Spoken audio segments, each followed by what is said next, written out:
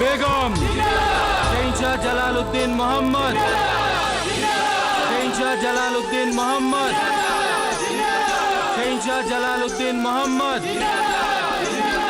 शहंशाह जलालुद्दीन मोहम्मद शहंशाह जलालुद्दीन मोहम्मद जोधा बेगम जोधा बेगम जोधा बेगम जोधा बेगम जोधा बेगम जोधा बेगम जोधा बेगम जोधा बेगम शहंशाह जलालुद्दीन मोहम्मद शहंशाह जलालुद्दीन मोहम्मद शहंशाह जलालुद्दीन मोहम्मद शहंशाह जलालुद्दीन मोहम्मद शहंशाह जलालुद्दीन मोहम्मद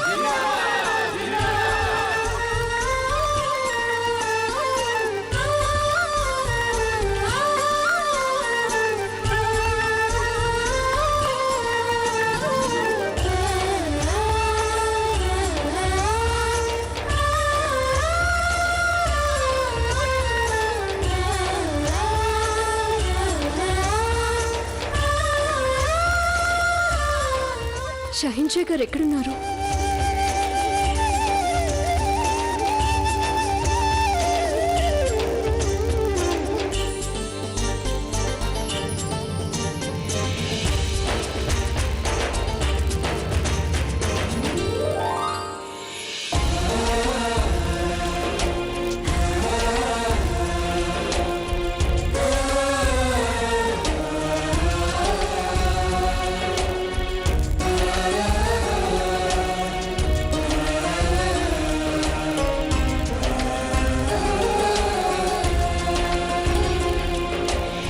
शहंशाह जलालुद्दीन मोहम्मद शहंशाह जलालुद्दीन मोहम्मद शहंशाह जलालुद्दीन मोहम्मद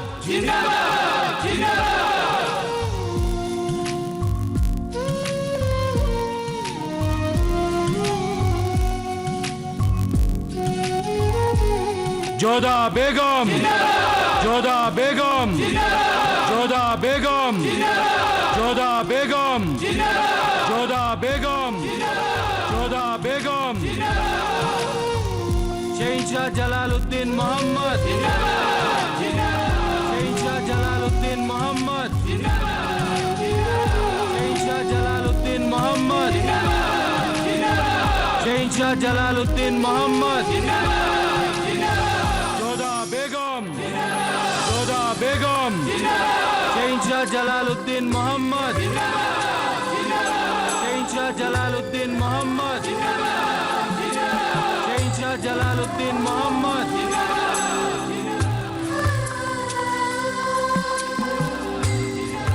जोधा बेगम जोधा बेगम जोधा बेगम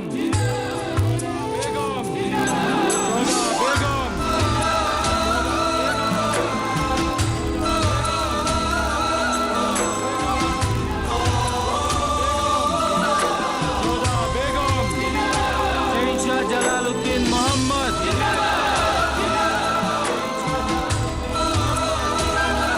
शहंशाह जलालुद्दीन मोहम्मद शहंशाह जलालुद्दीन मोहम्मद शहंशाह जलालुद्दीन मोहम्मद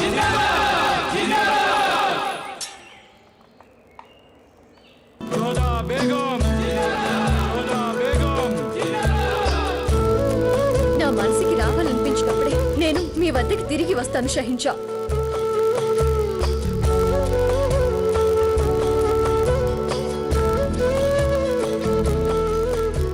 మా వెంట రండి జోధ.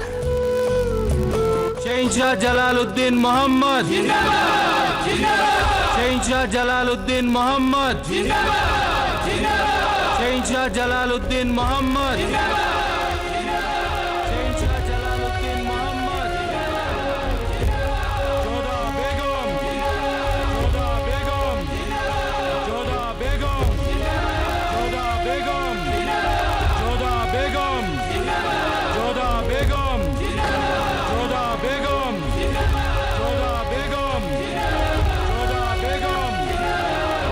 बेगम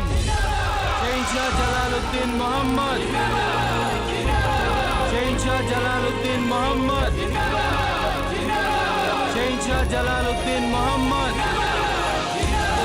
షహన్షా జలాలుద్దీన్ మొహమ్మద్ షహన్షా జలాలుద్దీన్ మొహమ్మద్ షహన్షా జలాలుద్దీన్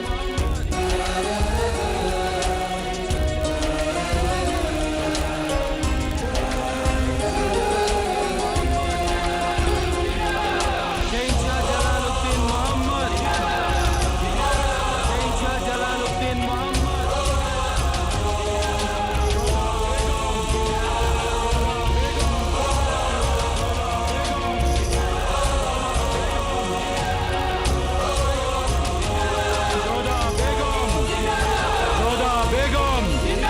जोधा बेगम शहंशाह जलालुद्दीन मोहम्मद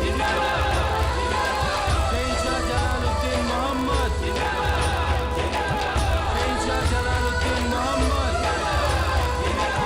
शहंशाह जलालुद्दीन मोहम्मद शहंशाह जलालुद्दीन मोहम्मद शहंशाह जलालुद्दीन मोहम्मद शहंशाह जलालुद्दीन मोहम्मद शहंशाह जलालुद्दीन मोहम्मद शहंशाह जलालुद्दीन मोहम्मद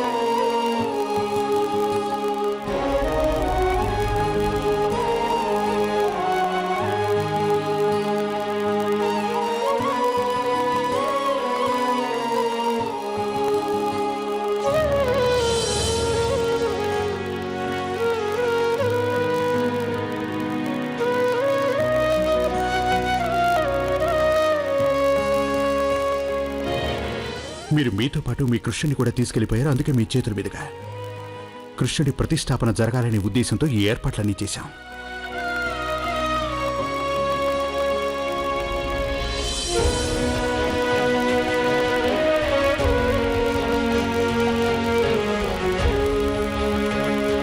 షహన్షా, ప్రతిష్టాపనకి అన్నీ సిద్ధంగా ఉన్నాయి. తమరు అనుమతిస్తే ఆ కార్యక్రమం ఆరంభిస్తాం. కానివ్వండి పంతులు గారు, రండి.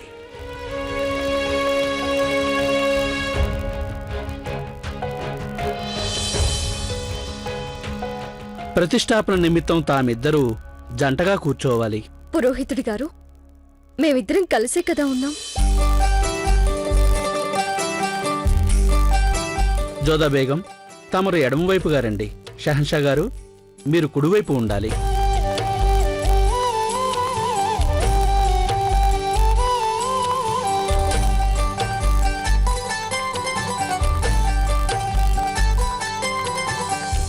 ఆసీనులు కండి ఇద్దరు.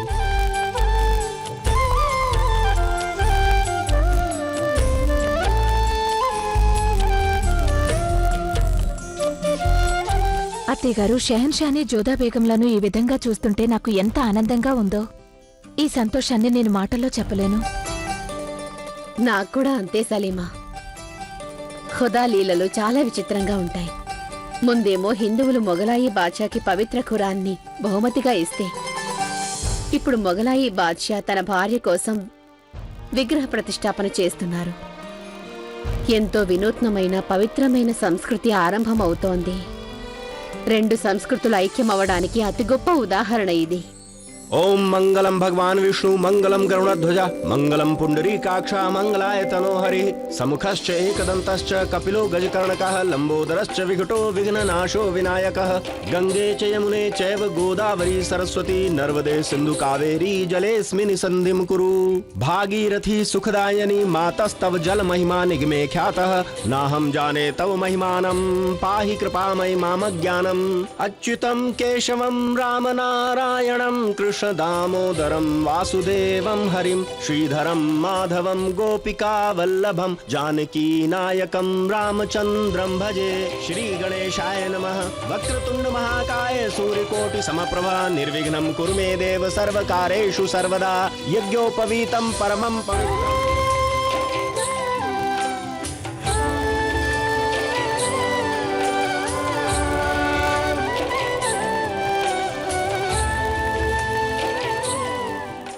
దీంతో శ్రీకృష్ణుల వారి విగ్రహ ప్రతిష్టాపన సమాప్తమైపోయింది.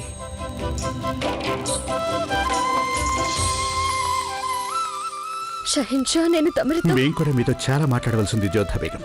ఎన్నెన్నో చెప్పాలి, ఎన్నెన్నో వినాలి, కానీ ప్రస్తుతం ప్రయాణ బడలికతో ఉంటారు మీరు. అందువల్ల మీరు విశ్రాంతి తీసుకోవాలని మా కోరిక. మీరు పూర్తిగా విశ్రాంతి తీసుకున్న తర్వాత మేము మీతో మాట్లాడతాం.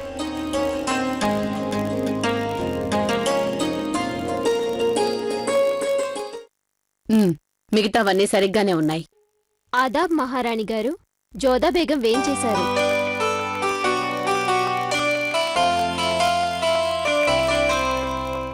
ప్రణామాలు అత్తయ్య గారు. జోధా, మళ్ళీ మిమ్మల్ని చూడడం సంతోషంగా ఉంది బేగం సాహిబా. ధన్యవాదాలు.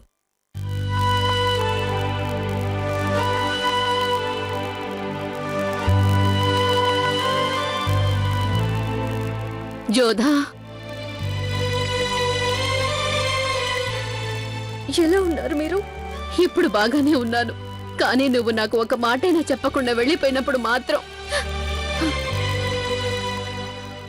అత్తయ్య గారు,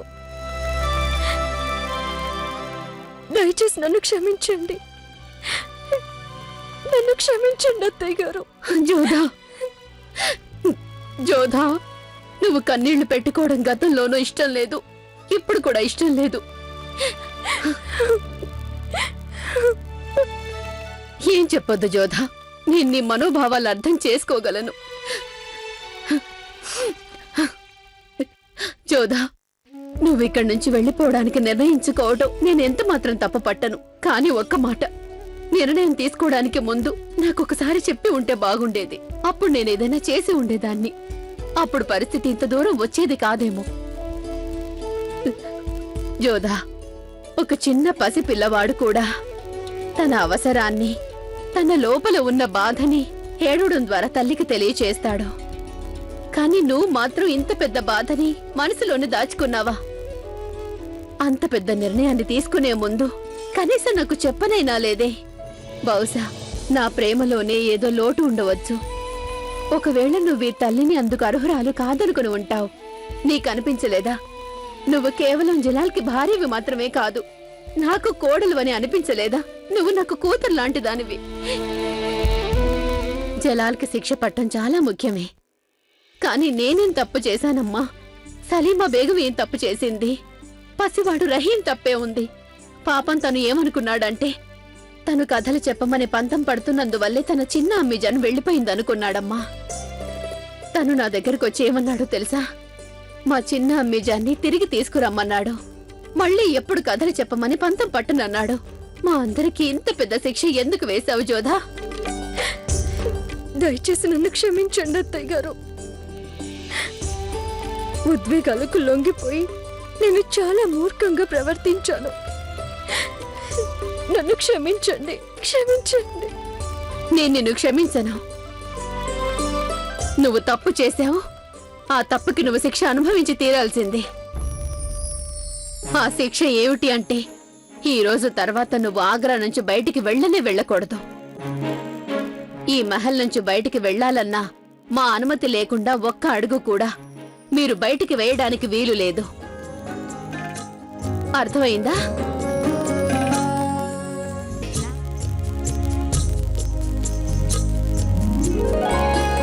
అత్తయ్య గారు, నన్ను మీ ప్రేమే తిరిగి తీసుకొచ్చింది.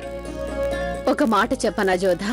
నువ్వు కనుక ఇక్కడి నుంచి వెళ్లకుండా ఉండి ఉంటే బహుశా జలాల్కి తను చేసిన తప్పు తెలిసి ఉండేది కాదేమో. ఒక సెహన్షాలో మానవత్వం మేల్కొనేది కాదేమోనమ్మా.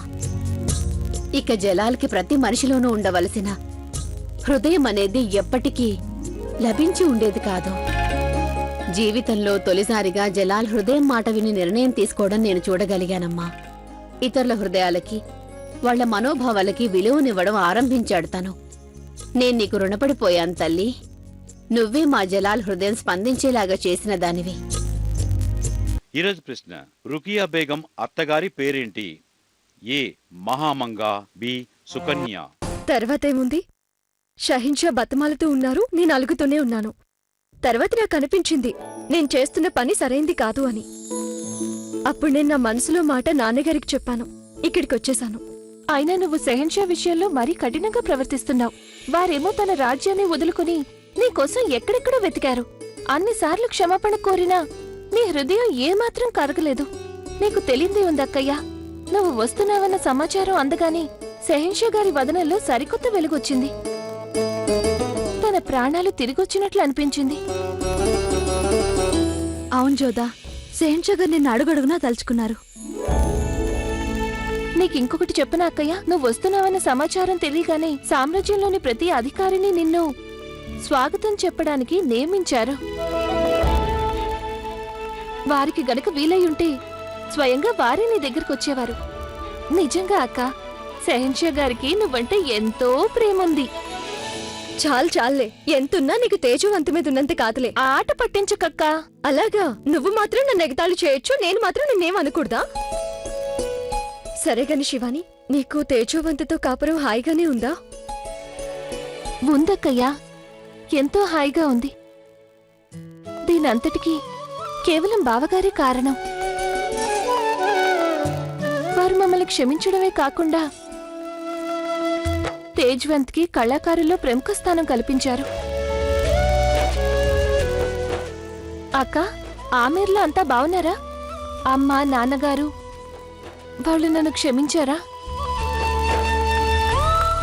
కూతురివి కదా నువ్వు. కూతుళ్ళ మీద ఎవరికీ కోపం ఎక్కువ కాలం ఉండదు కదా. అయినా కాని శివాని, కోపగించుకునే అవకాశం నువ్వే కదా కల్పించావు. మా అందరికీ నీ గురించి ఎంతో బెంగగా ఉండేది. కానీ షహిన్షా నిన్ను క్షమించారని వినగానే నాన్నగారి మొహం ఆనందంతో వెలిగిపోయింది. భలే అక్కయ్య, ఆ చిత్రపటం ఎంతో అందంగా ఉంది. మీరు ఎన్నటికీ గెలవలేరు జోదా బేగం. ఎందుకంటే హృదయానికి మెదడుకి మధ్య పోటీ ఇంకా కొనసాగుతూనే ఉంది.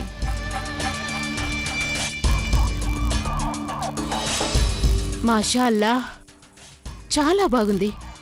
నీ కళా నైపుణ్యానికి నీకు అతి పెద్ద ఇనాం ఇచ్చి తీరాలి. ఇదిగో. శుక్రియా విశిష్ట బేగం. ఇక వెళ్ళు.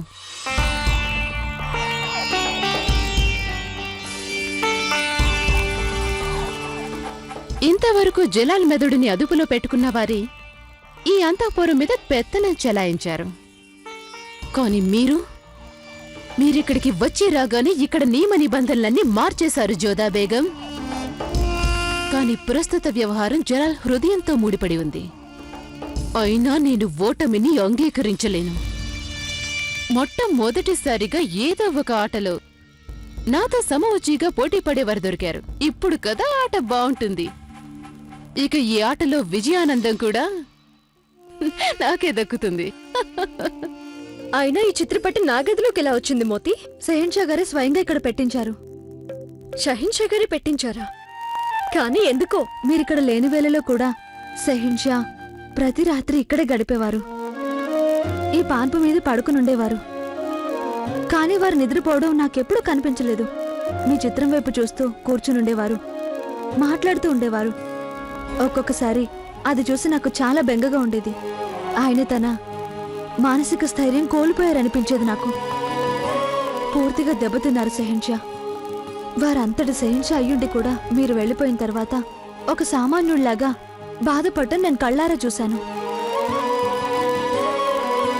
ఈరోజు ప్రశ్న, రుకియా బేగం అత్తగారి పేరేంటి? ఏ మహామంగా, బి సుకన్య. సరైన సమాధానాన్ని జట్టి అని టైప్ చేసి స్పేస్ ఇచ్చి ఏ లేదా బి అని టైప్ చేసి 57575కి ఈరోజే SMS చేయండి. SMS కాంటెస్ట్ లో పాల్గొనండి. XXX వారు అందించే రోజుకో వెండి విగ్రహం మీ స్వంతం చేసుకోండి.